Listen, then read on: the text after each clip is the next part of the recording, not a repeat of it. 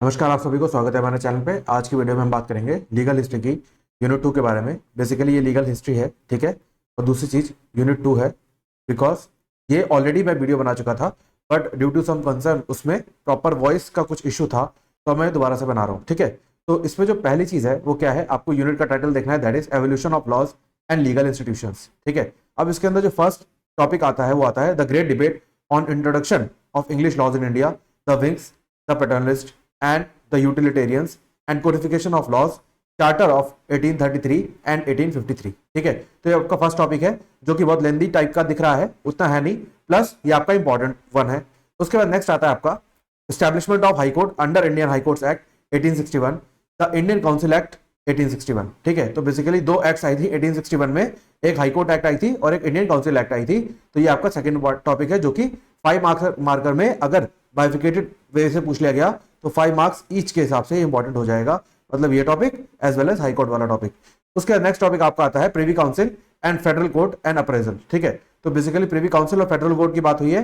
And last topic आपका आ जाता है development of legal profession and law reporting, ठीक है। तो ये आज का थोड़ा ट्रेंडी टॉपिक है आज की डेट में, तो ये आपका इंपॉर्टेंट है फॉर 12.5 मार्क्स, ठीक है।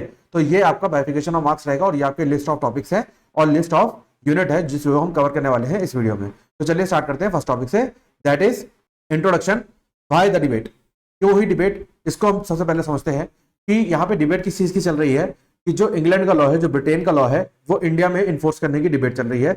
मतलब जो इंग्लैंड का लॉ था उसको इंडिया में इन्फोर्स करने की बात हो रही थी, तो डिबेट शुरू हुई बिकॉज यहाँ पे कंफ्लिक्ट ऑफ इंटरेस्ट है, ठीक है। कंफ्लिक्ट ऑफ इंटरेस्ट क्यों है, बिकॉज इंडिया में अभी तक क्या चलता था, कस्टमरी लॉ चलता था, बट अब क्या चलेगा, ब्रिटेन लॉ। तो इसकी वजह से क्या था, डिबेट हुई कि जो इंडिया में लॉ इंट्रोड्यूस किया जाए वो किस सेंस में किया जाए, किस तरीके से किया जाए ताकि कंफ्लिक्ट ऑफ इंटरेस्ट को कम किया जा सके। Should English laws and institutions be introduced in India और should Indian traditions and customs be respected. तो यही क्वेश्चन था, क्या इंग्लिश लॉज और इंस्टीट्यूशंस को इंडिया में इंट्रोड्यूस कर दिया जाए या फिर जो इंडिया के ट्रेडिशन है और जो कस्टम्स जो अभी तक चलते आ रहे हैं उनको रिस्पेक्ट करके वो लॉ जो ब्रिटेन में चल रहा है उसको वहीं रहने दे, इंडिया में इन्फोर्स ना किया जाए। तो इसमें बेसिकली क्या है, जो ग्रुप्स बने डिबेट के वो क्या बने, विंग्स, पैटर्नलिस्ट एंड यूटिलिटेरियन, 3 ग्रुप बने, ठीक है। तो सबसे पहले डिस्कस करते हैं विंग्स के बारे में, जिनका बिलीव क्या था, wing supported liberal constitutional government and rule of law. तो बेसिकली रूल ऑफ लॉ का मतलब क्या है कि कोई भी पर्सन हो उसके लिए रूल ऑफ लॉ एक बराबर है, मतलब लॉ की नजर में सब एक बराबर है और सबके लिए लॉ क्या है, सुप्रीम है। तो सुप्रीमेसी ऑफ लॉ को बोला जाता है रूल ऑफ लॉ। उसके बाद क्या है, लिबरल कॉन्स्टिट्यूशनल गवर्नमेंट, मतलब जो गवर्नमेंट का रोल होगा वो कॉन्स्टिट्यूशन से रिलेट करेगा, बट उस टाइम पे कॉन्स्टिट्यूशन तो बना नहीं था, तो इसका मतलब क्या है, चार्टर से रिलेट करेगा, ठीक है। चार्टर जिसके बेसिस पे ईस्ट इंडिया कंपनी बनाई गई थी, उसका लिबरल मतलब आजादी, ठीक है। Then favoured gradual reform over radical change. इनका कहना यह था कि ग्रेजुअली अगर रिफॉर्म किया जाए तो वो बेटर है इंस्टेड ऑफ रेडिकल चेंज। अगर इंस्टेंटली कोई रिफॉर्म डाल दिया जाए तो वो कंफ्लिक्ट का एक रीजन बन सकता है, बट अगर ग्रेजुअली किसी रिफॉर्म को किया जाए धीरे धीरे, जैसे आप लोगों ने एक स्टोरी भी सुनी होगी कि एक इंसान है अगर उसको एक साथ सांप काट ले तो वो मर सकता है, बट अगर उसको छोटे पर से थोड़ा थोड़ा थोड़ा थोड़ा जहर अगर दिया जाए तो वो क्या होगा, ग्रेजुअली उस पॉइजन के प्रति वो एंटीबॉडी उसकी बॉडी तैयार कर लेगी और वो सांप के काटने पर उसका कोई भी असर नहीं होगा। तो इन्होंने क्या बोला, ग्रेजुअल रिफॉर्म करो और रेडिकल चेंज मत करो, ठीक है। Then believed that Indian society could evolve through contact with British legal and political system. तो बेसिकली उन्होंने क्या बोला कि अगर इंडियन सोसाइटी का contact political system of Britain and जो लीगल सिस्टम ऑफ ब्रिटेन है उससे हो जाए तो इंग्लैंड इंडिया की जो सोसाइटी है वो इवॉल्व कर सकती है, ठीक है। अब व्यूज ऑन लॉ क्या थे इनके वो समझते हैं। Wanted some English law to be introduced but with caution. तो ये चाहते थे कि इंग्लिश लॉ इंट्रोड्यूस तो हो जाए कुछ इंग्लिश लॉ, बट ध्यान से कॉशनरी फॉर्म में, कि कहीं सामने वाला विद्रोह ना करने लगे, मतलब बागी ना हो जाए। Then advocated for constitutional development, property rights and individual liberty. तो बेसिकली इन्होंने क्या बोला, कॉन्स्टिट्यूशन का डेवलपमेंट होना चाहिए, मतलब जो इंडियन कॉन्स्टिट्यूशन है उसकी बात नहीं हो रही है, किसकी, एक ऐसा कॉन्स्टिट्यूशन जो कि इंडिया के रेगुलेशन को रेगुलेट करने लगे, ठीक है। और प्रॉपर्टी राइट्स, जो प्रॉपर्टी के राइट्स है, बिकॉज उनको चाहिए था टैक्स, जो ईस्ट इंडिया कंपनी थी उसको टैक्स कलेक्शन चाहिए था, और टैक्स कलेक्शन तभी होता जब एक पर्सन की पर्टिकुलर राइट आएगा प्रॉपर्टी पे, तभी तो उस व्यक्ति को पकड़ोगे। जैसे मान लो एक प्रॉपर्टी है जो कि एक्स जगह पे सिचुएटेड है बट उसका कोई ओनर ही नहीं है, तो आप टैक्स किससे लोगे। तो प्रॉपर्टी राइट्स की इन्होंने बात करी, प्लस इंडिविजुअल लिबर्टी, मतलब पर्सन की आजादी, उसकी बात करी, ठीक है। देन ये एग्जांपल है। उसके बाद आगे बढ़ते हैं, दैट इज पैटर्नलिस्ट। इन्होंने क्या बोला, इनके क्या बिलीफ थे, जो इंडियन को इन्होंने देखा, मतलब इंडियन लोगों को एज अ सब्जेक्ट देखा रेदर देन एज सिटीजन्स। तो सब्जेक्ट देखने का मतलब क्या है कि वो लोग इनके डाउनफॉल में आते हैं, मतलब इनके सबॉर्डिनेट हैं, और वो सिटीजन्स तो हैं ही, फर्स्ट उनके लिए मेन सब्जेक्ट है। वो सब्जेक्ट की तरह, जैसे एक रिसर्च में क्या करते हैं, हम एक सब्जेक्ट को चूज करते हैं, वैसे ही उन्होंने उनको सब्जेक्ट की तरह देखा जिसपे वो रिसर्च आउट कर सके। Then believed India should be ruled like a colony and not transform. तो बेसिकली इनका कहना था कि इंडिया पे राज करते रहो एज अ कॉलोनी, मतलब जैसे एक राजा के अंदर डिफरेंट डिफरेंट राज्य आते हैं, वैसे ही ब्रिटेन के अंदर डिफरेंट डिफरेंट कॉलोनीज आती थी। तो उन्होंने क्या बोला, इंडिया को रूल करते रहो एक कॉलोनी के जैसे, मतलब एक छोटा राज्य के जैसे, और उसको ट्रांसफॉर्म करने की जरूरत नहीं है। Valued customary law, religion and tradition, Indian structure. तो बेसिकली क्या है, जो पैटर्नलिस्ट ग्रुप था उसने जो इंडिया का कस्टमरी लॉ था, मतलब जो कि कस्टम्स से बना था, और जो कस्टम्स थे वो रिलेट करते थे किससे, रिलीजन से। तो रिलीजन से कस्टम रिलेट करते थे और बना था कस्टमरी लॉ, और जो ट्रेडिशन था वो किससे रिलेट करता था, रिलीजन से। ठीक है, तो बेसिकली ओवरऑल मैं कहूं तो जो रिलीजियस लॉ इंडिया में चलता था, मतलब अगर कोई हिंदू पर्सन है तो उसके लिए हिंदू लॉ, अगर कोई मुस्लिम पर्सन है तो उसके लिए मुस्लिम लॉ, तो उन्होंने उसी को चलने देने की बात करी, ना कि ब्रिटेन के लॉ को इन्फोर्स करने की बात। ठीक है, देन व्यूज ऑन लॉ, क्या व्यूज थे, supported preservation of Hindu and Muslim person law. तो बेसिकली जो अभी तक चलता था, बेसिकली ये कहां पे चलता था, फॉर पनिशमेंट। अगर कोई पर्सन हिंदू कम्युनिटी का है तो उसको हिंदू लॉ के हिसाब से, मतलब धर्मशास्त्र, नारद स्मृति, मनुस्मृति के बेसिस पे उनको पनिशमेंट दी जाती थी, और जो मुस्लिम पर्सन लॉ है उसमें शरिया कुरान के बेसिस पे उनको पनिशमेंट दी जाती थी। या फिर अगर हिंदू मैरिज की बात करूं तो वो हिंदू पर्सन लॉ के हिसाब से, मतलब इन्हीं मनुस्मृति वगैरह के हिसाब से उसको गवर्न किया जाता था। सेम अगर मैं मुस्लिम पर्सन लॉ की बात करूं तो सेम कि जो कुरान थी उनके हिसाब से, और जो शरिया थी उसके हिसाब से उनको रेफर करते थे, मतलब मुस्लिम केसेस को रेफर करते थे, ताकि उसका जस्टिस किया जा सके। Then opposed imposition of foreign British legal principle. तो इन्होंने अपोज किया कि जो फॉरेन ब्रिटिश लीगल प्रिंसिपल्स हैं जो कि यूके में चलते हैं, उसको इंडिया में ना लगाया जाए। ठीक है, मतलब इन्होंने अपोज किया। तो ये इसके प्रोपोनेंट्स हैं, आप देख लोगे। उसके बाद आ जाओ, थर्ड जो ग्रुप था वो था यूटिलिटेरियन, और यूटिलिटेरियन को बोलते हैं हम, जहां भी वर्ड यूटिलिटेरियन दिख जाए, मतलब जेरेमी बेंथम। ठीक है, तो ये होता है जेरेमी बेंथम की फिलॉसफी, जिसमें इन्होंने बोला the greatest good for greatest number. मतलब क्या है, आपको ग्रेटेस्ट गुड करना है, मतलब जितना बड़ा हो सके उतना फायदा कराना है, और कितने लोगों को कराना है, जितने ज्यादा लोगों को हो सके उतने ज्यादा लोगों को, मतलब ज्यादा फायदा ज्यादा लोगों को। ठीक है, मतलब ऐसा नहीं करना है कि ज्यादा फायदा के चक्कर में कम लोगों को आपने चूज करा। तो ऐसी स्कीम आपको सोच के चलनी है जिससे ज्यादा लोगों का फायदा हो और ज्यादा फायदा हो। ठीक है, जैसे मान लो आपके पास 10 रुपीज है और आपके पास 5 इंडिविजुअल्स हैं। ठीक है, तो आपको क्या करना है, ज्यादा फायदा के चक्कर में ऐसा नहीं करना कि आपको, मान लो आपने 2 लोगों को 5 रुपीज ईच दे दिए। ठीक है, तो ये क्या हुआ, ये गलत है, ये यूटिलिटेरियन प्रिंसिपल नहीं है। आपको क्या करना है, ज्यादा फायदा, सबका फायदा कराओ और ज्यादा लोगों का कराओ। ठीक है, तो इसमें आपको क्या करना है, 5 लोगों को देना है 2 रुपीज ईच। ठीक है, तो आपको क्या करना है, इसमें सबका फायदा होगा प्लस ज्यादा फायदा होगा। ठीक है, then believed India was irrational and backward needing rational and codified laws. तो इनका बिलीव क्या था, जो इंडिया है वो इरेशनल है, मतलब उसके पास रैशनैलिटी नहीं है, प्लस बैकवर्ड है, मतलब पिछड़ा हुआ राज्य है, और रैशनल है प्लस कोडिफाइड लॉ चाहिए उनको। तो उनको इरेशनैलिटी से कहां पे आना पड़ेगा, रैशनल होना पड़ेगा, और कोडिफिकेशन ऑफ लॉज, क्योंकि अभी तक सारे लॉज क्या थे, ओरल या इंटरप्रिटेशन के बेसिस पे चलते थे, जो कि पंडित एंड काजीज करते थे। ठीक है, तो बेसिकली इसलिए इनको इंटरप्रिटेशन ऑफ लॉ के लिए जरूरत नहीं है, इनको कोडिफिकेशन ऑफ लॉ की जरूरत है, ऐसा यूटिलिटेरियंस का मानना था।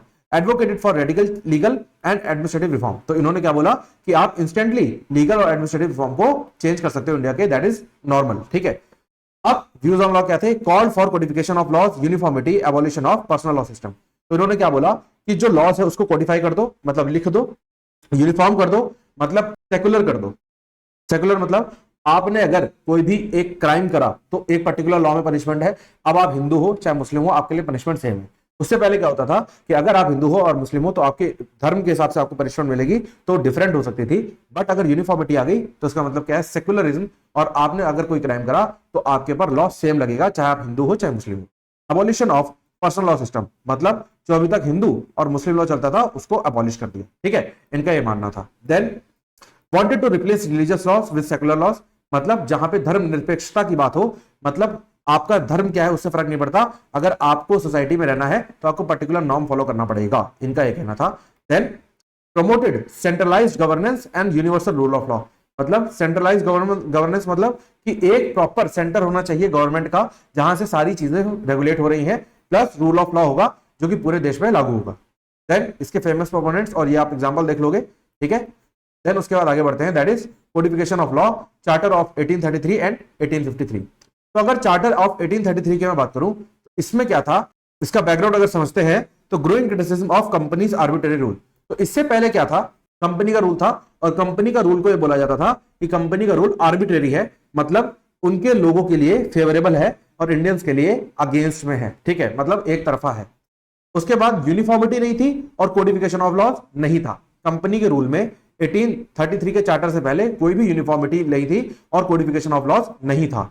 देन उसके जो रेलेवेंट प्रोविजंस है वो क्या है, ended commercial functions of east India company and the company was made purely administrative. तो इससे पहले अगर मैं आपको याद हो तो मैं आपको वीडियोस में बता चुका हूं कि जो ईस्ट इंडिया कंपनी जब इंडिया में आई थी तो उसका रोल सिर्फ इतना था कि वो बिजनेस करने आई थी, उसका एडमिनिस्ट्रेशन में या फिर उसको राज करने से या गवर्नेंस करने में कोई भी उसके पास पावर नहीं थी। बट ग्रेजुअली वो पावर्स बढ़ गई और धीरे धीरे वो क्या करने लगे, उसे पूरे इंडिया पे कंट्रोल करना शुरू कर दिया। प्लस जो चार्टर ऑफ 1833 था उसके थ्रू जो क्या हुआ, ईस्ट इंडिया कंपनी क्या हो गई, प्योरली एडमिनिस्ट्रेटिव हो गई, मतलब बिजनेस हो गया साइड, अब एडमिनिस्ट्रेशन हो गया मेन, ठीक है। Created the position of law member, तो लॉ मेंबर की पोजीशन क्रिएट करी। Thomas Macaulay appointed as first law member of governor general council. तो गवर्नर जनरल की जो काउंसिल थी उसमें लॉ मेंबर इंट्रोड्यूस हुआ, Thomas Macaulay was the first law member, ठीक है। Then establishment of law commission, तो first law commission established in 1834 और फर्स्ट लॉ कमीशन ने क्या बनाया, इंडियन पिनल कोड वाज बनाया। Indian penal code was drafted under this body in 1837, enacted इन 1860। तो basically first law commission ने Indian penal code बनाया, ये आप याद रखोगे, और इसने यहां से शुरुआत हुई कोडिफिकेशन ऑफ लॉज की इन इंडिया, ठीक है। उसके बाद इंट्रोड्यूस सेंट्रलाइजेशन, तो सेंट्रलाइजेशन कैसे इंट्रोड्यूस हुआ, governor general became sole legislative authority in India. तो बेसिकली अभी तक क्या था, लेजिस्लेटिव अथॉरिटी का बहुत डिवीजन था, but after 1833 charter was introduce, governor general को बना दिया गया सोल लेजिस्लेटिव अथॉरिटी, मतलब इससे ऊपर और कोई भी नहीं है, सिर्फ he is the one who can decide on legislative matters. उसके बाद लेजिस्लेटिव मैटर्स को अगर मैं आपको एक्सप्लेन करूं तो मतलब लॉ मेकिंग मैटर्स, ठीक है। नेक्स्ट आता है आपका equalisation of legal system. Equalisation का मतलब क्या है, aim to establish equality before law irrespective of race. तो बेसिकली विदाउट एनी डिस्क्रिमिनेशन, अगर मैं इसकी लीगल टर्म में बात करूं तो विदाउट एनी डिस्क्रिमिनेशन उन्होंने क्या करा, इक्वालिटी बिफोर लॉ, मतलब लॉ की नजर में हर कोई एक बराबर है, ऐसा उन्होंने प्रिंसिपल एस्टैब्लिश करा। उसके बाद 1833 का जो एक और इंपैक्ट है वो क्या है, paved the way of modern legal codes in India. अब आज की डेट में जो जितने भी मॉडर्न लीगल कोड्स बन रहे हैं इंडिया में वो सब कोडिफाइड है, मतलब रिटन है। तो इसकी शुरुआत हुई थी 1833 से, इसलिए कहा जाता है कि इसने मॉडर्न लीगल कोड्स को रास्ता दिया है कि किस रास्ते पे उसको चलना है। Then gave legal reform to utilitarian philosophy in colonial rule, मतलब क्या है, जो कोडिफिकेशन ऑफ लॉ हुआ उससे क्या हुआ, greatest good for greatest number हुआ, मतलब सभी लोगों को फायदा होने लगा। तो जिसकी वजह से यूटिलिटेरियन फिलॉसफी को क्या मिला, लीगल रिफॉर्म मिल गया और कॉलोनियल रूल में मिला, मतलब कॉलोनी, जब India was a colony of Britain तब ये हुआ। देन चार्टर ऑफ 1853 जो कि नेक्स्ट चार्टर आया आफ्टर 1833। तो इसका क्या है, बैकग्राउंड क्या है इसका, कंटिन्यूड प्रेशर फॉर रिफॉर्म। तो बेसिकली क्या है, जो चार्टर ऑफ 1833 था वो अभी भी कुछ एम्बिग्यूस था, मतलब लोगों को कुछ कम समझ में आया, तो उसमें रिफॉर्म की और जरूरत थी। तो ये प्रेशर आया कि अभी भी रिफॉर्म कंटिन्यू रखो, तो इसलिए ये चार्टर आया। Plus growing need for efficient civil administration and legal clarity. तो बेसिकली अभी तक क्या था कि एक लीगल काउंसिल तो बन गई, गवर्नर जनरल काउंसिल, जहां पे वो सोल एडमिनिस्ट्रेटिव थे, बट अब क्या है, एफिशिएंट एडमिनिस्ट्रेशन भी तो आना चाहिए। आपने लॉ बना दिया वो एक अलग बात है, बट वो लॉ का एडमिनिस्ट्रेशन कैसे हो रहा है वो एक अलग चीज है। तो आपको एफिशिएंट एडमिनिस्ट्रेशन चाहिए था, प्लस लीगल क्लैरिटी चाहिए थी, इसलिए ये चार्टर को इंट्रोड्यूस करना पड़ा। अब इसके जो रेलेवेंट प्रोविजंस है वो क्या थे, कंटिन्यूड लेजिस्लेटिव सेंट्रलाइजेशन। तो अभी भी इसमें सेंट्रलाइजेशन तो सिंकल रहा और जो लेजिस्लेटिव काउंसिल है उसको स्ट्रेंथन कर दिया गया एंड इंडियन रिप्रेजेंटेशन को अलाउ कर दिया गया। तो बेसिकली क्या है, जो लेजिस्लेटिव काउंसिल थी जिसमें अभी तक इंडियन रिप्रेजेंटेशन अलाउड नहीं था, वो 1853 के चार्टर में अलाउ कर दिया गया। एग्जांपल सदर अमीन्स एंड नेटिव जजेस, उनको अलाउ कर दिया कि वो इंडियन हो सकते हैं। रिकॉन्स्टिट्यूशन ऑफ लॉ कमीशन, तो सेकंड लॉ कमीशन बनी, मतलब फर्स्ट लॉ कमीशन को डिसॉल्व करके सेकंड लॉ कमीशन बनाई गई और जो कि लंदन में बनी। सिविल सर्विसेज रिफॉर्म्स, तो बेसिकली अ कॉम्पिटिटिव एग्जाम होने लगा फॉर सिविल सर्विसेज, तो यहीं से शुरुआत हुई। यूपीएससी आज की डेट में जो जाना जाता है उसकी शुरुआत यहीं से हुई। तो बेसिकली सिविल सर्विसेज के लिए, क्योंकि सिविल एडमिनिस्ट्रेशन को बढ़िया करना था, तो सिविल सर्विसेज के लिए एग्जाम करना इन्होंने शुरू कर दिया।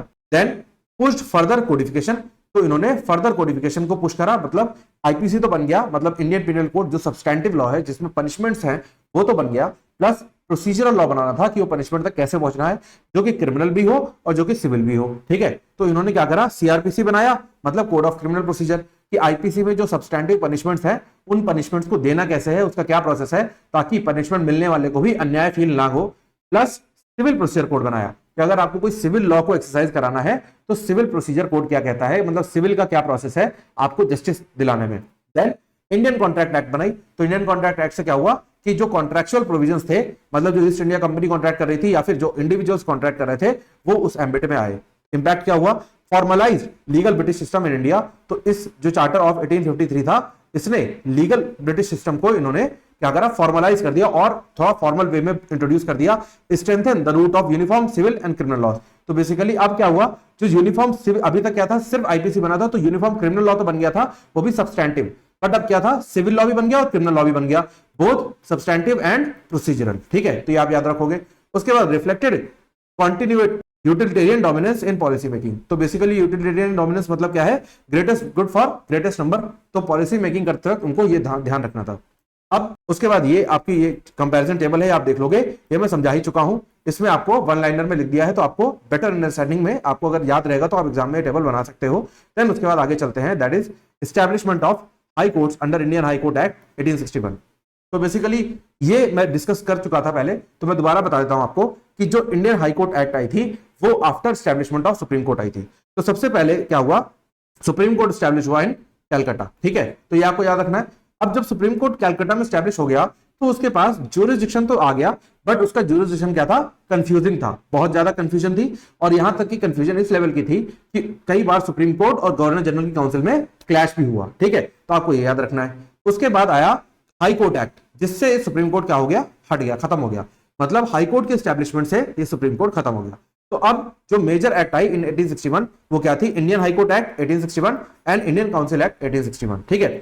अब ये क्यों आई, ताकि मेजर जुडिशियल और एडमिनिस्ट्रेटिव रिफॉर्म हो सके और uniformity, efficiency and centralization in governance and justice delivery आ सके।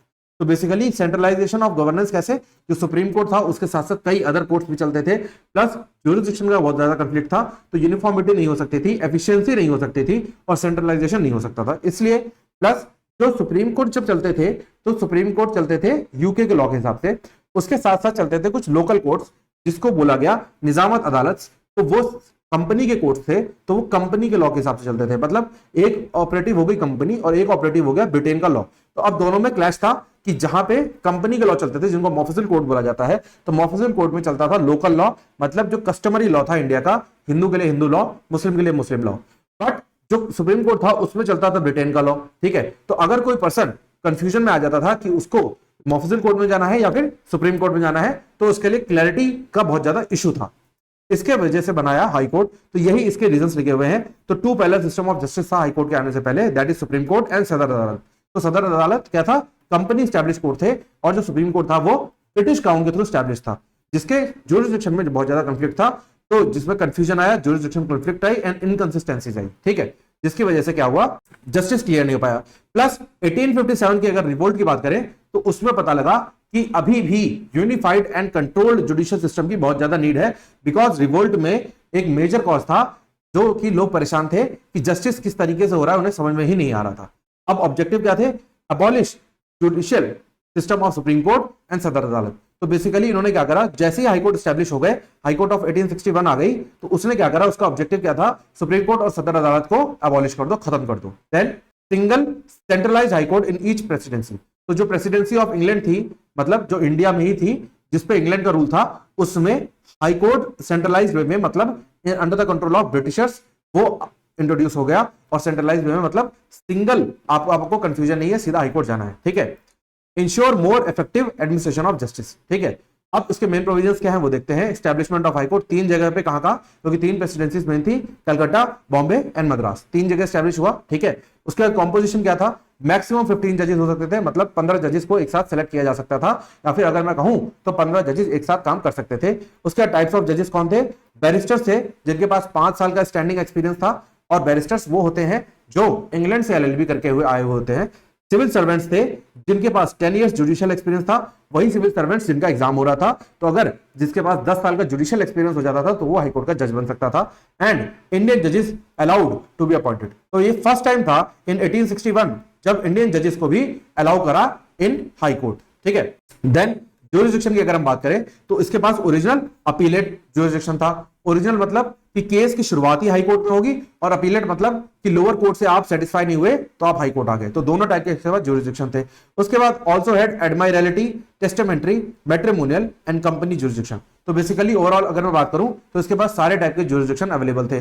उसके बाद रिट्स का भी ज्यूरिसडिक्शन, अगर रिट्स की मैं बात करूं तो आज की डेट में आर्टिकल नंबर 32 में सुप्रीम कोर्ट में रिट्स जाती हैं, एंड आर्टिकल नंबर 226 में हाई कोर्ट्स में रिट्स जाती हैं, जो अभी इंडियन कॉन्स्टिट्यूशन की बात है। और उसमें बेसिकली 5 रिट्स हैं, that is habeas corpus, mandamus, quo warranto and certiorari and prohibition. तो ये 5 रिट्स हैं जो article number 32 and article number 226 respectively in Supreme court and High Court file हो सकती है। तो सेम पावर क्या थी हाई कोर्ट के पास थी एट द टाइम ऑफ 1861, जो कि रिट्स को अलाउ सुनने के लिए अलाउ करता था, ठीक है। और इसके साथ साथ क्या करता था, जो हाई कोर्ट था वो सुपरवाइज करता था लोअर कोर्ट को कि जो उसके अंदर कोर्ट्स आ रहे हैं वो प्रॉपर्ली फंक्शन कर रहे हैं या नहीं कर रहे। एक्सरसाइज एक्स्ट्राऑर्डिनरी ज्यूरिसडिक्शन, तो बेसिकली एक्स्ट्राऑर्डिनरी ज्यूरिसडिक्शन भी हाई कोर्ट के पास था। उसके बाद अगर मैं बात करूं तो that is court of record. तो कोर्ट ऑफ रिकॉर्ड क्या होता है, बेसिकली कोई भी अगर कोर्ट है उसको अगर कोर्ट ऑफ रिकॉर्ड का दर्जा दिया गया, इसका मतलब उसके पास power to punish for contempt आ जाता है कि अगर उस कोर्ट की बात नहीं मानी गई तो उस पर पावर है कि वो अपनी बात ना मानने के लिए कंटेम्प्ट ऑफ कोर्ट के लिए पनिशमेंट दे सकता है, ठीक है। देन उसके बाद बात करते हैं इंपैक्ट एंड सिग्निफिकेंस।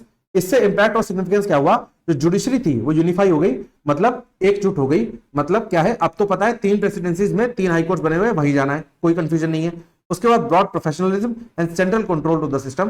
तो प्रोफेशनलिज्म एंड सेंट्रल कंट्रोल आ गया, मतलब जो सिस्टम था वो प्रोफेशनल हो गया प्लस सेंट्रली कंट्रोल्ड हो गया, ठीक है। Then became model for high courts established later in provinces. तो बेसिकली जो आज की डेट में हाई कोर्ट्स है उसके लिए मॉडल क्या था, 1861 का वो एक्ट, ठीक है। देन आता है आपका इंट्रोड्यूस इंडियन जजेस giving rise to modern judicial culture. तो बेसिकली इसमें जो इंडियन जजेस थे वो पार्टिसिपेट करने के लिए अलाउड थे, जिसकी वजह से उनके भी इंटरेस्ट को ध्यान रखा गया। अब उसके बाद आती है आपकी next act, that is Indian Council Act 1861। तो ये एक्ट आपकी बहुत इंपॉर्टेंट है। इसका बैकग्राउंड अगर हम देखें तो 1857 का रिवोल्ट आपको हमेशा याद रखना है, बहुत इंपॉर्टेंट और बहुत क्रूशियल था इन सब लॉज के लिए, that is Indian Council act plus high Court act, ठीक है। तो ये इन 2 लॉज के लिए जो 1861 में दोनों लॉज आए उनके लिए जो 1857 का रिवोल्ट है वो बहुत जरूरी था, ठीक है। अब इस रिवोल्ट से क्या पता लगा, British needed collaboration from Indian elites. तो ब्रिटिशर्स को ये समझ में आ चुका था कि अगर अब उन्हें इंडिया में टिकना है तो इन्हें इंडिया के जो मेन लोग हैं उनसे कोलैबोरेट करना पड़ेगा, नहीं तो उनको भागना पड़ेगा यहां से, ठीक है। Then act aim to restructure the legislative council and introduce Indian representation. तो इसने क्या करा, जो लेजिस्लेटिव काउंसिल थी जो अभी तक 16 पर्सन पे चल रही थी, कौन, गवर्नर जनरल पे, ठीक है, तो उसको उसने रीस्ट्रक्चर करा और इंडियन रिप्रेजेंटेशन उसमें अलाउ कर दिया। अभी तक नहीं था बट अब अलाउ कर दिया। Laid the foundation of decentralised legislation and administrative reform. Decentralise मतलब अभी तक वो सेंट्रलाइज था इन गवर्नर जनरल हैंड, ठीक है, बट अब क्या हुआ, डिसेंट्रलाइज मतलब अब एक काउंसिल बन गई, मतलब एक पर्सन सिर्फ अब रिस्पॉन्सिबल नहीं है, सोल राज्य खत्म, ठीक है। उसके बाद एडमिनिस्ट्रेटिव रिफॉर्म हुआ क्योंकि अब इंडियंस अलाउड हो चुके थे इन लेजिस्लेटिव काउंसिल्स, ठीक है। अब रिकॉन्स्टिट्यूशन ऑफ काउंसिल्स कैसे हुआ, जो काउंसिल को अब 2 भागों में बांट दिया गया, that is executive council and legislative council. तो एग्जीक्यूटिव जो काउंसिल थी उसमें भी गवर्नर जनरल के साथ कौन हुए, 5 और मेंबर्स हुए, और जो लेजिस्लेटिव काउंसिल थी उसमें 6 to 12 additional members for law making add कर दिए गए, ठीक है। तो लेजिस्लेशन मतलब लॉ मेकिंग और एग्जीक्यूटिव मतलब लॉ को बनाए हुए लॉ को इन्फोर्स कराना, ठीक है। अब उसके बाद इंक्लूजन ऑफ इंडियंस को इंक्लूड करने की परमिशन मिल गई और allowed Indian representations in legislative council non official members. तो बेसिकली अभी भी वो नॉन ऑफिशियल मेंबर्स थे बट फिर भी वो अलाउड थे in participation. Then for the first time Indians participated in legislative discussions. तो पहली बार ऐसा हुआ जब भारतीयों को इतना इज्जत मिली by England. And then notable first Indian members कौन थे, Raja of Banaras, Maharaja of Patiala etcetera. तो ये थे, तो ये काउंसिल मतलब लेजिस्लेटिव काउंसिल के ये मेंबर्स बने पहली बार, ठीक है। देन डिसेंट्रलाइजेशन मतलब एक पर्सन से डिफरेंट लोगों पे वो राज आ गया। तो एस्टेब्लिशमेंट ऑफ लेजिस्लेटिव काउंसिल कहां कहां एस्टेब्लिश हुई, Bombay, Madras, Bengal, north west provinces. तो बेसिकली ये 4 जगह पे एस्टेब्लिश हुई, तो आप देख लोगे। उसके बाद नेक्स्ट आता है ऑर्डिनेंस पावर। तो governor general could issue ordinances in emergencies when the council was not in session. तो बेसिकली अब गवर्नर जनरल जहां पे पहले अकेला राजा था जो वो बोलेगा वही होगा। बट अब उसकी पावर सिर्फ इतनी सी रह गई कि अब अगर इमरजेंसी सिचुएशन है जहां पे काउंसिल सेशन में ही नहीं है, मतलब काउंसिल वर्क नहीं कर रही है, पर्टिकुलर सेशन होते थे जैसे आज की डेट में लोकसभा और राज्यसभा के सेशन होते हैं, वैसे ही काउंसिल के सेशंस होते थे, तो अगर वो वर्क नहीं कर रही है तो उस केस में जो गवर्नर जनरल है वो ऑर्डिनेंस इशू कर सकता है। अब ऑर्डिनेंस का मतलब क्या होता है, ये basically order of the governor होता है जिसको बोला जाता है ऑर्डिनेंस। तो बेसिकली प्रेसिडेंट, आज की डेट में प्रेसिडेंट भी ऑर्डर इशू कर सकता है जिसको ऑर्डिनेंस ऑफ द प्रेसिडेंट बोलते हैं, प्लस स्टेट गवर्नर भी ऑर्डर इशू कर सकता है। ठीक है, तो तब तक इन्फोर्स में रहता है जब तक कोई पर्टिकुलर लॉ ना बन जाए, तब तक ये ऑर्डिनेंस इन्फोर्स में रहता है। उसके बाद जैसे ही लॉ बन गया वैसे ही ऑर्डिनेंस हटा दिया जाता है। इंपैक्ट एंड इंपॉर्टेंस क्या है, mark the beginning of constitutional development in India. तो इससे क्या हुआ, जब लेजिस्लेटिव काउंसिल में इंडियंस आ गए तो कॉन्स्टिट्यूशनल डेवलपमेंट की बिगिनिंग हो गई, मतलब शुरुआत हो गई, बात शुरू हो गई। ठीक है, started the process of legislative decentralisation. मतलब क्या है, जो लेजिस्लेटिव सेंट्रलाइजेशन था अभी तक, मतलब एक लोग के हाथ में, अब वो क्या है, काउंसिल के हाथ में जा चुका है। Then encouraged Indian participation in law making. तो लॉ मेकिंग में इंडियन पार्टिसिपेशन होने लगा and created a legal framework within which high court function. तो अब जो लॉ बनता था वही हाई कोर्ट में फॉलो कराया जाता था।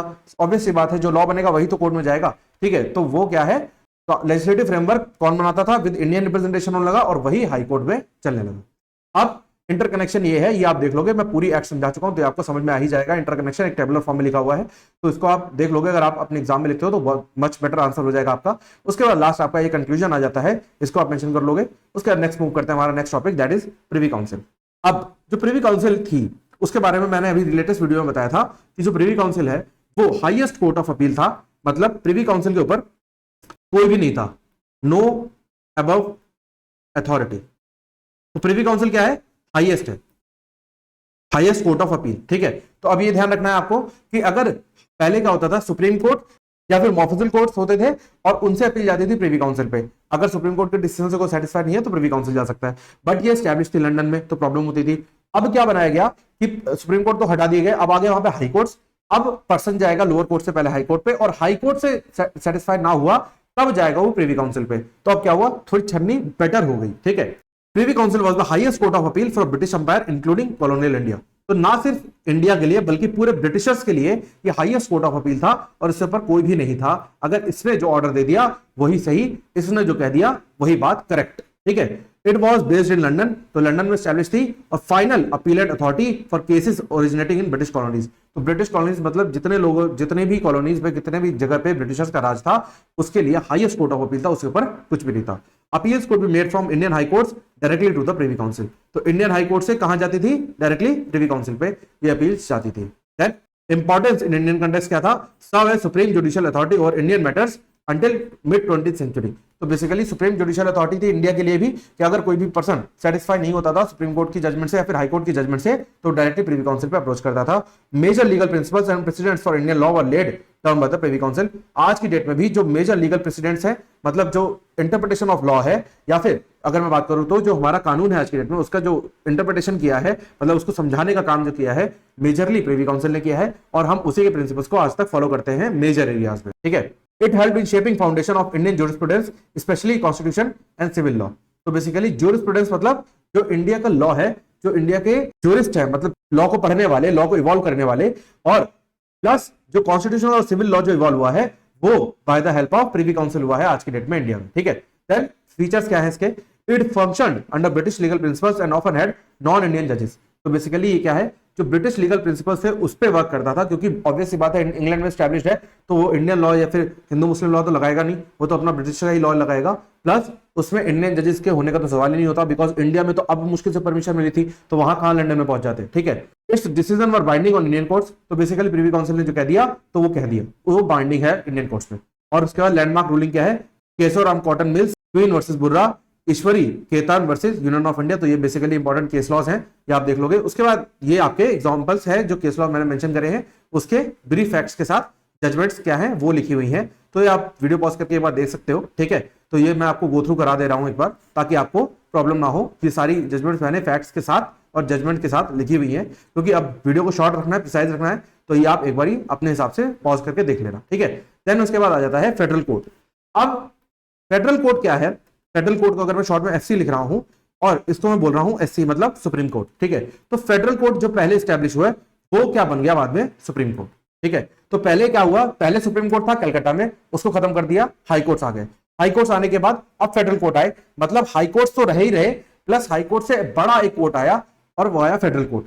और ये कौन से court? Government of India act के अंदर आया, मतलब ये जो फेडरल कोर्ट स्टैब्लिश हुआ वो गवर्नमेंट ऑफ इंडिया एक्ट के अंदर स्टैब्लिश हुआ। ठीक है, अब जो हाई कोर्ट से अपील अभी तक डायरेक्टली प्रीवी काउंसिल में जा रही थी, अब वो कहां जाएगी? फेडरल कोर्ट में जाएगी, एंड देन फेडरल कोर्ट से जाएगी प्रीवी काउंसिल। तो इस तरीके से कुछ चेन बन गई कि हाई कोर्ट से अपील जा रही है federal court, and federal court से अपील जा रही है प्रीवी काउंसिल। ठीक है, तो इस तरीके से चेन बन गई।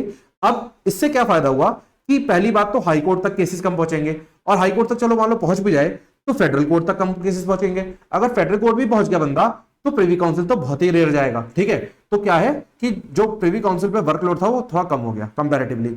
उसके बाद जो फेडरल कोर्ट की लोकेशन थी वो दिल्ली थी, और इंडिया का फर्स्ट इंडिजिनियस नेशनल कोर्ट था, जहां पे सुप्रीम कोर्ट के पास पावर आ गई, मतलब बाद में जो फेडरल कोर्ट था वही बन गया सुप्रीम कोर्ट।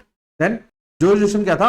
ओरिजिनल जुरिसडिक्शन, मतलब जो आज की अगर मैं बात करूं तो आज मान लो सुप्रीम कोर्ट का जो जुरिसडिक्शन है वो है ओरिजिनल जुरिसडिक्शन की। अगर मैं बात करूं तो स्टेट वर्सेस स्टेट के केसेस को सुप्रीम कोर्ट में डायरेक्टली फाइल किया जा सकता है।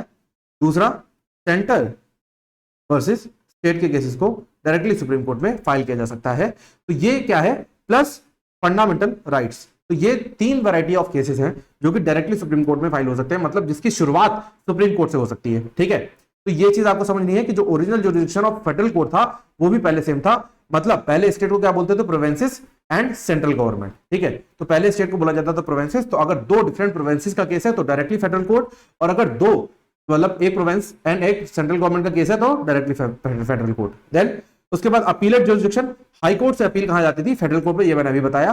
देन उसके बाद जो फेडरल कोर्ट से अपील जाती थी वो प्रीवी काउंसिल। ठीक है, उसके बाद could interpret constitutional matters and federal issues arising out of 1935 act. तो बेसिकली कॉन्स्टिट्यूशनल मैटर्स मतलब क्या है? जो इसका कॉन्स्टिट्यूशन है वो है 1935, गवर्नमेंट ऑफ इंडिया एक्ट 1935। तो उसके मैटर्स को इंटरप्रेट कर सकता था। प्लस अगर फेडरेशन का कोई इशू है, मतलब डिवीजन ऑफ पावर का, मतलब सेंटर एंड स्टेट में अगर कोई पावर डिवीजन का इशू है तो वो क्या है? वो भी उसको एंटरटेन कर सकता था। कॉम्पोजिशन क्या है? Consisted of chief justice up to maximum 6 जजेस। तो फर्स्ट टाइम जब फेडरल कोर्ट बनाया गया तो उसमें एक चीफ जस्टिस था जो कि क्या था? Presiding officer of the federal court था, प्रिसाइडिंग ऑफिसर। ठीक है, मतलब head of the federal court, और उसके साथ थे 6 जजेस। ठीक है, इनिशियली मोस्ट जजेस वर ब्रिटिश बट ग्रेजुअली इंडियन जजेस वर अपॉइंटेड। तो पहले तो क्योंकि इस्टेब्लिशमेंट ही ब्रिटिशर्स ने किया था, तो क्या है, पहले तो ब्रिटिशर्स ही जजेस थे, पर धीरे धीरे इंडियन जजेस भी उसमें अपॉइंटमेंट होने लगी। देन सिग्निफिकेंस क्या है? Judicial sovereignty and legal autonomy. तो बेसिकली क्या है? जुडिशियल सोवरेनिटी मतलब इसके ऊपर कोई भी नहीं, इन इंडिया प्रीवी काउंसिल है बट इंडिया में फेडरल कोर्ट के ऊपर कोई भी नहीं था। ठीक है, प्लस जो लीगल ऑटोनॉमी मतलब लीगली आप ऑटोनोमस हो, मतलब फ्री हो किसी भी चीज को करने के लिए, मतलब लॉफुल तरीके से किसी भी चीज को आप फ्रीली कर सकते हो विदाउट एनी इंटरफेरेंस। उसके बाद help in familiarizing Indian legal professionals and जजेस विद कॉम्प्लेक्स कॉन्स्टिट्यूशनल मैटर्स। तो बेसिकली फर्स्ट टाइम हुआ था क्योंकि इंडियन लीगल प्रोफेशनल्स और जजेस दोनों अलाउड थे फेडरल कोर्ट में पार्टिसिपेट करने के लिए। तो वो first time complex constitutional matters मतलब इंटरप्रिटेशन के रिगार्डिंग, जो कि ब्रिटिश के लॉ का इंटरप्रिटेशन था, उसके रिगार्डिंग पहली बार ये फैमिलियराइज होने लगे, मतलब गो थ्रू होने लगे। Then played a pivotal role in shaping post independence judicial infrastructure. तो ये तो मैं समझ जा ही चुका हूं कि पोस्ट इंडिपेंडेंस फेडरल कोर्ट ही बन गया क्या? Supreme Court. ठीक है, then this is comparison and appraisal. तो ये आप देख लोगे प्रीवी काउंसिल और फेडरल कोर्ट का। तो लोकेशन सबसे बड़ा मैटर था, दिल्ली जो कि इंडिया में स्टैब्लिश था, तो लोगों के लिए फेडरल कोर्ट आना ज्यादा इजी था as compare to privy council. ठीक है, नेचर क्या था?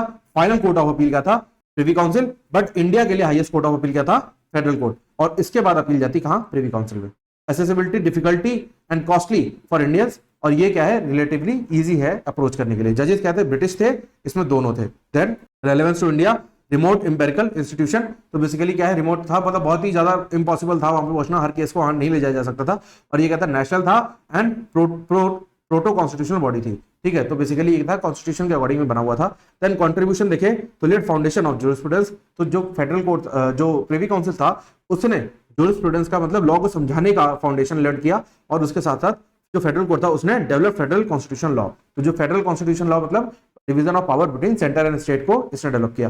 डिसोल्यूशन क्या हुआ? 1955 में जब हमारा सुप्रीम कोर्ट आ गया by the constitution of India, तब जो प्रीवी काउंसिल का रोल था वो खत्म हो गया, और जो फेडरल कोर्ट था वो सुप्रीम कोर्ट बन गया इन 1950 by the constitution of India. उसके बाद एक क्रिटिकल अप्रेजल है, एंड देन आपका नेक्स्ट टॉपिक आ जाता है that is development of legal profession in India.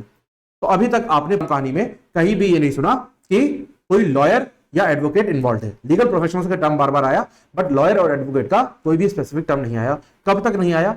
Ancient period and medieval period तक नहीं आया, ठीक है। तो एशियंट इंडिया में कोई भी लीगल प्रोफेशन नहीं था और विलेज असेंबली, किंग और पंचायत जो थे वो डिस्प्यूट्स को रिजॉल्व कर देते थे आपसी में बैठ के। उसके बाद जो लीगल नॉलेज थी वो ब्राह्मण्स एंड धर्मशास्त्री के पास थे, ताकि वो क्यों थे, क्योंकि वो मनुस्मृति और नारदा स्मृति जैसे रिचुअल टेक्स्ट जो थे हमारे उसमें वो पारंगत थे, मतलब वो एक्सपर्ट थे उसको इंटरप्रेट करने में। और मिडिवियल में आ गए मुगल, तो मुगल्स के पास काजीज एंड मुफ्तीज थे जिनके पास इस्लामिक लॉ का इंटरप्रिटेशन था, बट कोई भी लीगल प्रोफेशन अभी तक एग्जिस्ट नहीं करा इन एंशिएंट एंड मिडिवल इंडिया। उसके बाद ब्रिटिश पीरियड की अगर हम बात करें तो अर्ली ब्रिटिश कोर्ट में भी कोई भी लीगल प्रोफेशन नहीं आया ऑफ इंडियंस, ठीक है। तो इंडियंस अभी भी नहीं है, बट जो लीगल प्रैक्टिस थी मेयर्स कोर्ट में, जब बॉम्बे, कलकत्ता एंड मद्रास में खुले हुए थे, तो उसमें यूरोपियंस क्या कर सकते थे, लीगल प्रैक्टिस कर सकते थे। Then regulating act of 1773 and supreme court of Calcutta, तो इसमें क्या हुआ, इसमें सुप्रीम कोर्ट बना, ये मैं डिस्कस कर ही चुका हूं। ब्रिटिश बैरिस्टर्स एंड अटॉर्नीज आने लगे, मतलब जो बंदा बेशक इंडिया से हो बट वो फॉरेन से लॉ प्रैक्टिस करके आया हो, मतलब फॉरेन में लॉ पढ़ के आया हो, मतलब इंग्लैंड में लॉ पढ़ के आया हो और वो इंडिया में प्रैक्टिस करना चाहे तो उसको बैरिस्टर बोला जाता है। तो वो और वो अटॉर्नीज उसमें रेफर होने लगे और इंडियन वकील को बाहर ही रखा गया अभी भी। देन अदालत सिस्टम बाय वॉरेन हेस्टिंग्स, तो इसमें पैरेलल अदालत कोर्ट्स चले, ठीक है, जो कि इंडियंस के लिए थे। तो बेसिकली जो रेगुलेटिंग एक्ट जिसमें सुप्रीम कोर्ट ऑफ कलकत्ता था, इसमें ब्रिटिश सब्जेक्ट्स आते थे और जो वॉरेन हेस्टिंग्स की अदालत सिस्टम थी उसमें इंडियन सब्जेक्ट्स आते थे। तो इंडियन सब्जेक्ट्स के लिए क्या हुआ, इंडियन अलाउड कर दिए गए, ताकि इंडिया वाले तो ऐसे ही हैं, ऐसा इनका मानना था, तो उसके लिए इंडियंस उन्होंने अलाउ कर दिए, ठीक है। देन उसके बाद major milestones in legal profession growth, तो बेसिकली आज की डेट में जो माइलस्टोन्स क्या है वो क्या है, लीगल प्रैक्टिशनर एक्ट आई थी पहले, जिसमें नॉन यूरोपियंस को अलाउ किया था इन कंपनी कोर्ट में लॉ प्रैक्टिस करने के लिए। जो कंपनी कोर्ट्स थे, ऑफिशियल कोर्ट्स, उसमें जो नॉन यूरोपियंस थे उनको अलाउ कर दिया। उसके बाद इंडियन बार काउंसिल एक्ट 1926 आई, जिसमें इस्टेब्लिशमेंट ऑफ बार काउंसिल हुई इन हाई कोर्ट। तो हाई कोर्ट जो बने इन 1861, उसमें बार काउंसिल का एस्टेब्लिशमेंट हुआ ताकि वो रेगुलेट कर सके एडवोकेट्स को और इनरोल कर सके एडवोकेट्स को जो कि हाई कोर्ट में प्रैक्टिस करना चाहते हैं। उसके बाद एडवोकेट्स एक्ट आई 1961, जिसमें क्या हुई, बार काउंसिल ऑफ इंडिया क्रिएट हुई। तो जब आप लोग अपना एग्जाम क्वालिफाई कर लोगे, यूनिवर्सिटी वाले सारे एग्जाम्स क्वालिफाई कर लेते हो, फिर उसके बाद आपका एनरोलमेंट होता है इन स्टेट बार लिस्ट। तो आप पर्टिकुलर स्टेट से, चाहे दिल्ली, यूपी, बिहार, कहीं से भी आप पर्टिकुलरली एनरोल होगे for temporary period of 2 years initially. उसके बाद आपको एक एग्जाम देना होगा जिसको बोलते हैं ऑल इंडिया बार एग्जाम। तो वो क्लियर जब आप कर लोगे तब आप बार काउंसिल ऑफ इंडिया में एनरोल हो जाओगे एज अ परमानेंट एडवोकेट, ठीक है। तो पहले स्टेट बार काउंसिल्स बनी and then bar council of India बनी, जिसमें स्टेट बार काउंसिल में एनरोलमेंट हुआ और फिर एक एग्जाम कंडक्ट हुआ और एग्जाम कंडक्ट के through bar council of India के आप पर्सन बन जाते हो। और उसके साथ साथ इन्होंने क्या करा, single class of legal practitioner को इंट्रोड्यूस करा और एडवोकेट्स। बेशक आप किसी भी स्टेट में प्रैक्टिस करते हो, किसी भी कोर्ट में प्रैक्टिस करते हो, कोई भी इसमें पक्षपात नहीं है या फिर कोई कैटेगराइजेशन नहीं है। एक एडवोकेट चाहे वो डिस्ट्रिक्ट कोर्ट में प्रैक्टिस कर रहा हो, चाहे वो हाई कोर्ट में, चाहे सुप्रीम कोर्ट में, उसको एडवोकेट ही बोला जाएगा। देन प्रेजेंट लीगल प्रोफेशन अगर देखें तो regulated by bar council of India, ये तो आए दिन न्यूज में भी आता रहता है। और ऑल इंडिया बार एग्जाम, ये मैं बता ही चुका हूं।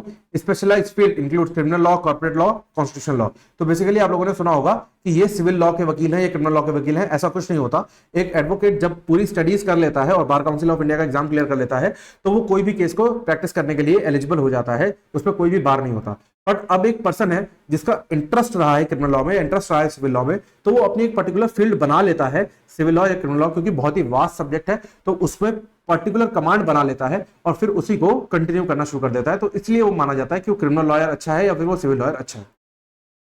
Then development of law reporting in India, तो लॉ रिपोर्टिंग की अगर मैं बात करूं तो मतलब क्या है, जो जजमेंट्स हैं, जो दिन प्रतिदिन की जो सुनवाई होती है कोर्ट्स में, उसकी रिपोर्टिंग की बात हो रही है।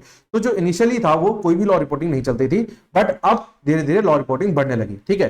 तो पहले इंपॉर्टेंस पढ़ेंगे क्या है, तो लॉ रिपोर्टिंग जो है वो जजमेंट्स को फ्यूचर रेफरेंस में यूज करने का हेल्प करता है। जैसे आज की डेट में भी अगर हम कोई केस तैयार करते हैं तो हम पहले ये देखते हैं क्या सुप्रीम कोर्ट या हाई कोर्ट की कोई जजमेंट है जो हमारे फेवर में हो, तो हम उसे साइड करते हैं तो हम केस जीत जाते हैं, ठीक है। They provide precedents essential in common law system, तो बेसिकली प्रेसिडेंट्स का जो आर्टिकल है, आर्टिकल नंबर 141 है ऑफ कॉन्स्टिट्यूशन ऑफ इंडिया, जो कि बात करता है कि जो हायर कोर्ट की जो जजमेंट है, मतलब सुप्रीम कोर्ट की जो जजमेंट है, वो लोअर कोर्ट्स में बाइंडिंग होगी, ठीक है। और कॉमन लॉ सिस्टम मतलब जज मेड लॉ, कि जहां पे जज लॉ बनाते हैं, तो जब प्रेसिडेंट मतलब जज की बोली हुई बात बाइंडिंग होगी, तो जज कोई कहानी तो बोलेगा नहीं, वो तो लॉ ही बोलेगा, ठीक है। तो वो लॉ बनाएगा जज, ठीक है। उसके नेक्स्ट आता है हेल्प लॉयर एंड जजेस इंटरप्रेट लॉ कंसिस्टेंटली, तो बेसिकली क्या है, जो जजेस और लॉयर्स हैं वो लॉ को कंसिस्टेंटली इंटरप्रेट कर सकते हैं बाय रेफरिंग ओल्ड जजमेंट्स, ठीक है। पुरानी जजमेंट्स को देख के नई चीजों को इवॉल्व किया जा सकता है इजीली। देन अर्ली डेवलपमेंट्स में देखें तो pre 1850s no systematic of law reporting, तो कोई भी लॉ रिपोर्टिंग नहीं होती थी, प्लस जजमेंट्स वर अनपब्लिश्ड और हैंड रिटन होती थी, तो पब्लिश भी नहीं होती थी प्लस हैंड रिटन, ऐसी बात बोल दी तो बात खत्म हो गई, ठीक है। Then establishment of Indian law reports ILR in 1875, जिसमें first official law reporting system बना अंडर ब्रिटिश इंडिया और published high court and privy council decision. तो बेसिकली ये 1875 में बना, इसका मतलब 1861 के बाद में बना। तो इसने क्या करा, दो कोर्ट्स, क्योंकि हाई कोर्ट तब चलते थे और प्रिवी काउंसिल चलती थी, तो इसने हाई कोर्ट और प्रिवी काउंसिल के डिसीजंस को पब्लिश करना शुरू कर दिया, ठीक है। और इसने जो सीरीज डिवाइड करी वो Calcutta series, Bombay series etcetera, मतलब एरिया वाइज इसमें सीरीज डिवाइड कर दी कि अगर कोई पर्सन जजमेंट रेफर करना चाहे तो पहले उसको ये बताना चाहिए था कि कौन सी सीरीज की वो जजमेंट है, मतलब कौन से जगह का वो केस है, ठीक है। देन प्रिवी काउंसिल रिपोर्ट्स, तो जो प्रिवी काउंसिल रिपोर्ट्स है वो पब्लिश हुई और binding authority in colonial India हुई, तो उस पब्लिश होनी पड़ी, क्योंकि जब आप जजमेंट में दे रहे हो लंदन में, तो लंदन से इंडिया में आप पहुंचाओगे भी तो सही कि आपने क्या बोला है, हवा में तो आ ही नहीं जाएगी। अब जैसे अब रियल लाइफ एग्जांपल की मैं बात करूं तो एक पर्सन अगर बोलता है ए ने बी को मारा, ठीक है, तो दूसरा पर्सन मान लो ये बात बोली गई सी से, तो सी सुनेगा बोलेगा ए ने बी को चाकू से मार दिया, फिर डी सुनेगा ए ने बी को बहुत बुरी तरीके से मारा, ए ने बी को 10 बार चाकू मारी, ऐसे करके बातें बढ़ती जाती है। तो जो प्रिवी काउंसिल ने एग्जैक्टली जजमेंट दी है लंदन, उसको पहुंचाने के लिए जो इंडिया में कोर्ट्स प्रैक्टिस कर रहे हैं उसको पहुंचाने के लिए उसको पब्लिश करना जरूरी हो गया। Then post independence law reporting, तो आज की डेट में क्या है, सुप्रीम कोर्ट रिपोर्ट्स, तो basically supreme court of India के जितने भी केसेस होते हैं ये पब्लिश करते हैं। उसके बाद प्राइवेट पब्लिशर्स, तो प्राइवेट पब्लिशर्स आ गए जैसे ऑल इंडिया रिपोर्टर, ठीक है, SCC सुप्रीम कोर्ट केसेस जिसको बोलते हैं, and criminal law journal company cases, ठीक है। तो ये क्या है, ये प्राइवेट रिपोर्टर्स हैं, ठीक है। तो आज की डेट में जब हम जजमेंट साइट करते हैं तो उसमें जैसे साइटेशन में लिखा होता है ना AIR 2016 ऐसे करके, तो बेसिकली ये क्या है, ये जर्नल का नाम है, ये ईयर का नाम है, फिर साथ में वॉल्यूम पेज नंबर भी लिखा होता है, तो आप देख लोगे, वो मैं लीगल मेथड में समझा चुका हूं, ठीक है। Then digital age and online reporting, ठीक है, तो डिजिटल एज आ गई क्योंकि आज की डेट में लॉ और चीजें जो स्टडी है वो भी ऑनलाइन चल रही है। जैसे अभी आप लोग मेरी वीडियो देख रहे हो यूट्यूब पे, तो कोई ऑफलाइन सेंटर तो है नहीं, तो ऑनलाइन ही चल रहा है सारी चीजें, तो दैट इज डिजिटल स्टडी। तो बेसिकली क्या है, डिजिटल स्टडी के लिए ये सबसे बेस्ट साइट है, that is free for all, that is Indian कानून, जो कि फ्री है और जिसमें जनरली सारे केसेस अवेलेबल होते हैं। उसके साथ साथ SCC online, Manu Patra, judice.nic.in, that is supreme court official website. तो ये सारी वेबसाइट है जहां पे केसेस पब्लिश होते हैं, और ये वाली जो है पब्लिकेशंस है ये ऑफलाइन भी होती है ऑनलाइन भी होती है आज की डेट में, ठीक है। And then this is your conclusion. उसी के बाद हमारा ये जो टॉपिक है that is unit number 2 of legal history, that is आज इन सेकंड सेमेस्टर, वो खत्म हो चुकी है। तो अब सेकंड सेमेस्टर की लीगल हिस्ट्री पूरी तरीके से ओवर हो चुकी है। Unit number 1, 3 and 4 already published है। यूनिट नंबर 2 की रिक्वायरमेंट आ रही थी बिकॉज उसमें कुछ वॉइस इशू था, मुझे लगता है वो सॉर्ट हो गया होगा। तो thank you for watching and stay tuned for further updates. अगर कोई डाउट है तो कमेंट सेक्शन में पूछ सकते हो।